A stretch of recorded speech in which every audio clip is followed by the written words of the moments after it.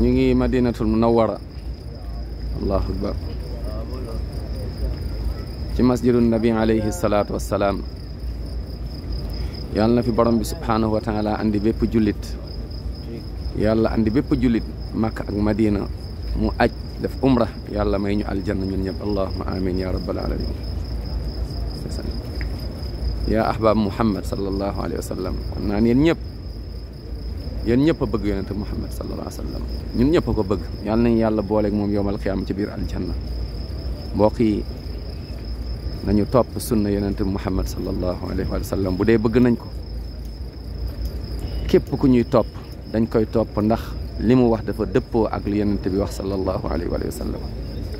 lu mu wax bu juuyoog jàngale yonente Muhammad sallallahu alayhi wa sallam dañuy bàyyi waxam topp wax yonente bi sallallahu alayhi wa sallam. yàlla moom la wax naan yaa ayyuha alladina amanu laa tuqaddimu bayna yaday illahi wa rasuli allahu akbar allahu akbar.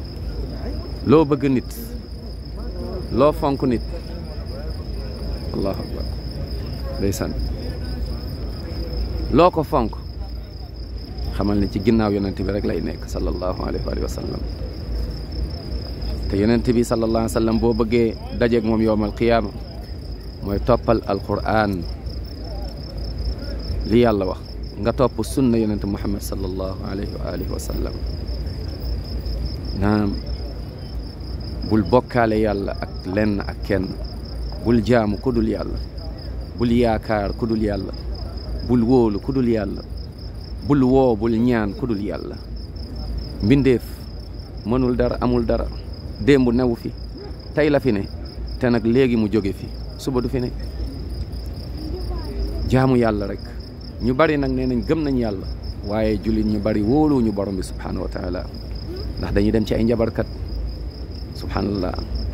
bi nga gis ay jullit yoo xam ne yu bari bëgg nañ ñëw Makka Madina waaye nag ba léegi sax subhanallah bu ñu amee problème dañuy fàtte yàlla subhanallah. dañuy dem bokkaale dañuy dem ci njabarkat dañuy dem ci seetkat ñaata ci ay télé ñaata ci ay rajo ñooy publicité ay sandikatu pettaaw ay gisaanekat subhanallah. te nag nee nga yow da ngaa bëgg yonent bi sallallahu alayhi wasallam da ngay nax sa bopp.